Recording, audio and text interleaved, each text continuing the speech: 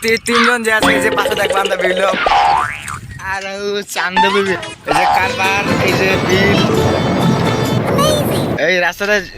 ঘুরে আসু